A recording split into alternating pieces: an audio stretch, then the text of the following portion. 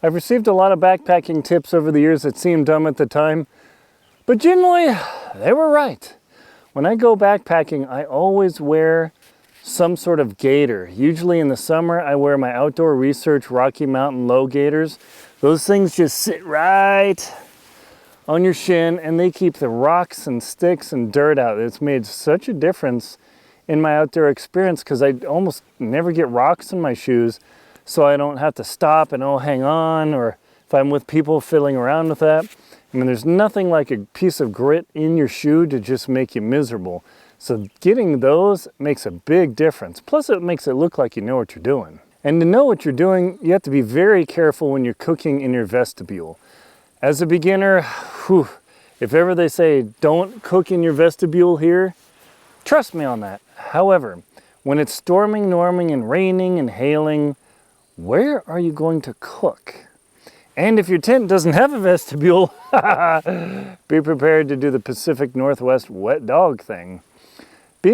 Cooking in your vestibule is a big, big difference. Take, for example, the bugs around me are driving me nuts, but my book Antarctic Tears, I talk about my cooking in the vestibule nonstop for 3 months straight. I was solo in Antarctica, and I had to cook in my vestibule every day to survive. It can be done, you just gotta be super careful. One thing I learned from my buddy Terry Williams is bring Crystal Light. Right now, I've got my mug of Crystal Light, like drink mix, in my Yeti mug, and oh my gosh. It tastes so good compared to plain water. I know people are like, oh, the crystal water and the blah, blah, blah, blah. Water gets kind of rough after a while. That Crystal Light makes all the difference in the world to the experience. And when I get to camp and I set up my tent, I always have my air mattress and my foam pad out, but sometimes it never occurred to me that I bring a foam sit pad as well. It's 1 ounce or like 32 grams. I thought, well, why don't I put that under my shoulders or my butt? Wow, what a difference. If you have something that can be padded, put it under you. It makes all the difference in the world to your comfort, because sleep is everything to the best backpacking experience. And I know it seems dumb to bring a bear can versus hanging your food. However, I've seen socks in trees. Like, gosh, how did a sock get up there and why is there a paracord attached to it? I had a friend this actually happened to. She was in Grand Teton, and her and her friends, they tossed their sock with a sock-loaded rock over a tree, and it got hung up.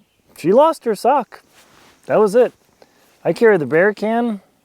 It's easy. Of course, they were in an area where it wasn't required for the bear can, so they ditched it.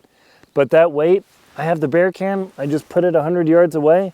I don't stress. I don't care. There's no effort. Yeah, the weight is there, but man, the non-stress part, that's where it's at. One of my friends in Jackson Hole, she was backpacking with her friends in the Wind River Range, and guess what? She lost her sock in a tree because she put a rock in a sock, tied a paracord around it, shoom, to do the bear hang thing, and the sock hung up in the tree, and she lost her sock. I've seen shoes and socks in trees in the wilderness. I didn't know why. Yeah, don't lose your clothing in trees because you don't want to carry a bear can.